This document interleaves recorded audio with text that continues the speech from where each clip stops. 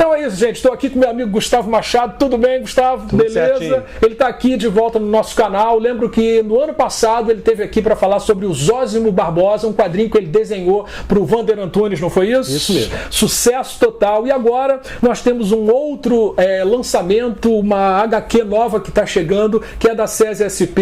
Isto não é um assassino, baseado em fatos surreais que tem a ver com o surrealismo, né?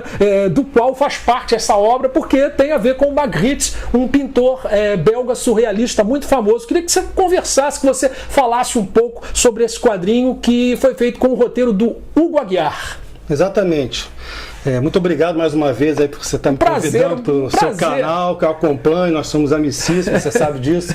Então, PH, esse material aí eu levei quase um ano para produzir, foi um convite do Hugo Aguiar, um amigo que eu conheci há algum tempo lá em Londrina, onde eu moro, e ele gostava do meu desenho e me propôs fazer uma parceria com ele. Ele já tinha um roteiro pronto, inclusive era um roteiro assim já desenhado, porque ele é desenhista gráfico, ele é artista, ele é design, e ele tinha feito tipo um model sheet, um crayon da criação toda, e passou para mim. Eu falei, olha, você poderia publicar assim mesmo. Eu falei, não, eu quero o teu desenho, e ali começou. E foi isso, saiu esse resultado aí, um trabalho fora da minha linha, da minha zona de conforto, que é aquela linha infanto-juvenil, que o pessoal não conhece mais, né? Na verdade, ele tem um traço assim mais caricato, que tem a ver com o Asterix, não é verdade? Isso, é a minminha escola, é essa. Misieres também eu gosto muito, Francan também, André Francan. Spirou. São as minhas grandes referências, na verdade. Eu sou filhote de quadrinho europeu, principalmente dos franco-belgas. Mas a gente vai abrir um parênteses agora para falar dos trabalhos, né, consagrados que você fez para grandes editoras no passado. Tem os Trapalhões, mas deixa você falar aí, conta pro pessoal. Então, PH, eu comecei há 40 e poucos anos atrás, 42, na Rio Gráfica Editora, na RGE, desenhando Sítio Pica-Pau Amarelo, que era um quadrinho.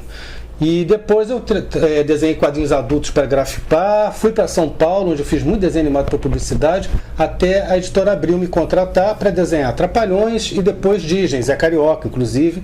E além disso eu criei personagens para quadrinhos, que foi a Xuxa em quadrinhos. E o Gugu? E o Gugu Liberato, se você lembra, né? Com certeza, com certeza. Então, exatamente. Mas eu tô vendo que esse quadrinho aqui, Isto Não É um Assassino, ele foi mais desenhado assim, num estilo figurativo, realista, figurativo. Você mudou bastante, né, o seu traço original. Na verdade, eu antes de me profissionalizar, eu gostava desse tipo de desenho, porque era super-herói, inclusive o quadrinho europeu, aquele mais sério, do Michel Vaillant, né? Michel Vaillant, piloto de corridas de Jean Graton. Eu gostava muito, eu tive um impacto muito grande quando eu conheci o Tintim semanal, que saiu no Brasil no final dos anos 60, naquele Bruno Brasil, William Vance. Isso, você já apresentou ele, inclusive. Aquele quadrinho era maravilhoso. Eu falei, o que é isso? Aquilo era extremamente realista. Extremamente realista. Aquilo foi um soco na minha cara, assim, até que eu só treinava esse tipo de desenho, mas eu fui depois contratado para infanto-juvenil, fui ficando. Quando me deram liberdade para trabalhar esse traço mais realista, mais figurativo, eu me senti muito feliz, porque era um sonho que eu ia realizar, de poder fazer uma outra linha de desenho. Certo. Não sei se saiu bacana. Bom, com certeza.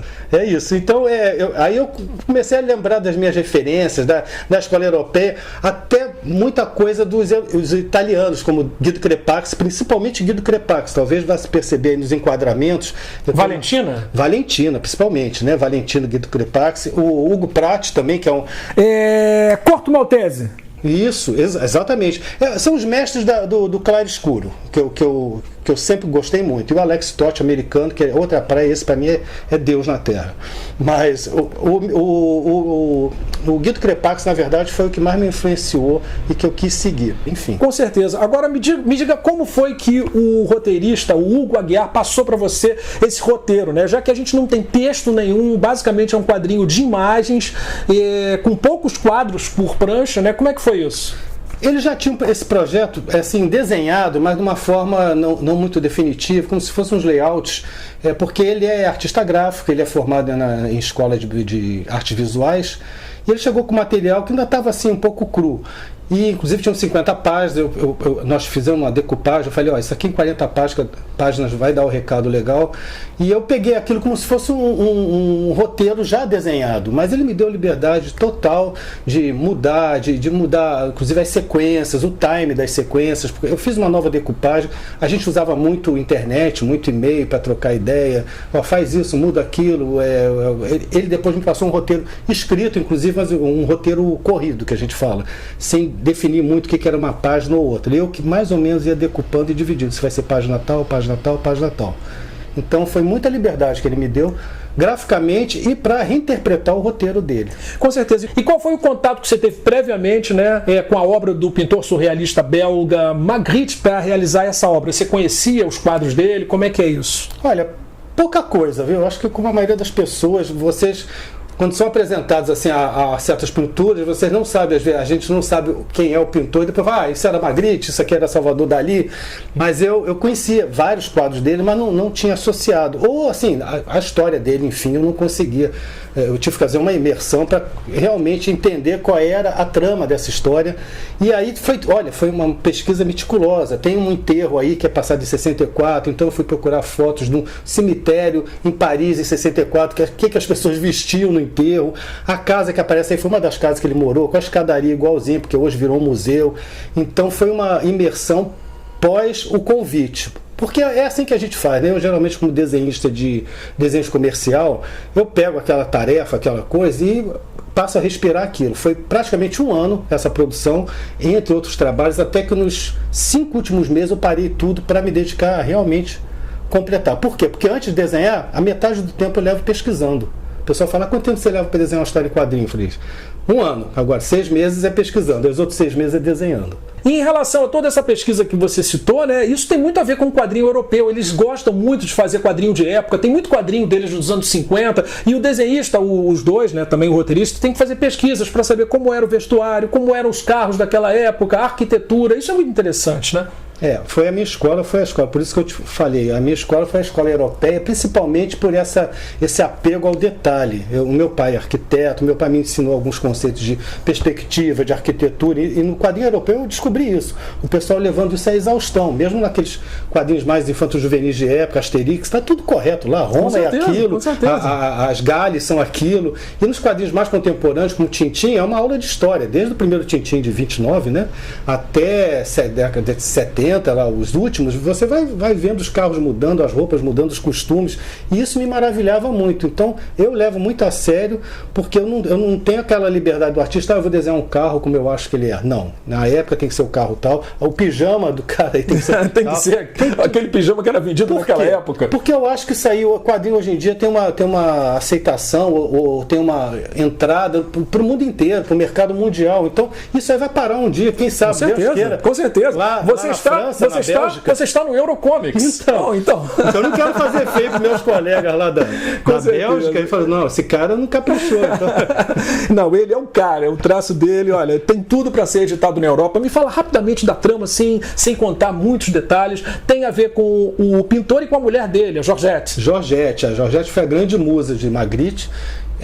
Desde novinhos, eles casaram muito jovens, não tiveram filhos, e ela aparece em muitos quadros. Muitos dos quadros que você vê aquela figura feminina é a Georgette. E ela ajudava ele, inclusive na produção de trabalhos, de filmes, ela participa assim, intensamente. Foi um casal assim, muito ligado, você sente essa afeição, inclusive lendo a história deles em várias entrevistas. Então foi muito bacana o Hugo ter colocado ela, porque inclusive eu comentei num outro bate-papo que eu acho que isso aí era uma história de amor. Ele riu, porque é toda uma trama, um thriller. Com certeza. É uma coisa assim, mas eu sinto que tem um romance. Às vezes violenta, né? Sim, tem a dose aí. É meio mistério, não dá pra fazer muito spoiler, não. Com certeza. Mas é mais ou menos uma história que começa comum e de repente vai para um cenário bastante surrealista. E meio em aberto, eu acho que. E no final tem a participação do leitor, ele pode participar fazendo. Isso aqui foram participações dos leitores que eles fizeram desenhos e foram foram colocados na internet e vieram aqui parar no álbum. E isso aí continua. Aí a pessoa lendo vai ter essa possibilidade de entender como é que funciona. Então é isso, olha, muito obrigado demais do seu trabalho. Olha, eu tô vendo aqui rapidamente, né, o traço dele é incrível. Eu achei uma cena aqui que eu vi o Mortimer, do Black Mortimer, de costas. Atenção, essa cena aqui me parece, não sei se você concorda, mas me parece muito o Mortimer, professor Mortimer das Aventuras de Blake Mortimer, que ele conhece muito, né? Então é isso. Eu queria até mostrar, né, porque, por exemplo, quando eu visitei as edições Le Lombard no ano passado, eles me deram esse quadrinho aqui, que não é exatamente uma biografia do Magritte, né? Mas foi a primeira vez que eu tive contato com um quadrinho do Magritte, né? Aí depois, quando eu soube que você tinha desenhado esse, eu falei, pois é, esse daqui é de Campi et Abuse, ceci n'est pas une biographie. Essa aqui não é uma biografia, mas é um quadrinho muito legal também que fala sobre o Magritte. Cara, queria te agradecer. Aliás, lembrar também que nesta viagem que eu fiz no ano passado, foi a expedição BD, nós visitamos o Atomium, que é uma atração turística lá, é como um pão de açúcar deles, como um corcovado, né? São várias, é um átomo que é aumentado, né? Em cada uma daquelas bolas nós temos uma exposição. E tinha lá uma exposição sobre o Magritte, né? Que vocês estão vendo aí. Nossa, porque eles pegaram todos os quadros do Magritte e transformaram em 3D. Você podia entrar no quadro, você via aquelas coisas todas em 3D, mas 3D não virtual. 3D. Eles montaram todos aqueles quadros para que as pessoas pudessem interagir. Então foi mais um contato que eu tive com o Magritte. Então é isso, gente. Vamos terminando essa entrevista com o Gustavo Machado, que veio lá de Londrina, Paraná, né? Ele veio aqui fazer essa gentileza de me dar essa entrevista sobre Isto Não É um Assassino, baseado em fatos surreais dele e do Hugo Aguiar. E eu vou terminando aqui esse vídeo com alguns esboços, algumas pranchas iniciais desta obra muito legal. E o que você falaria para o leitor, né? Para convencer o leitor, né, que ele precisa ler este quadrinho?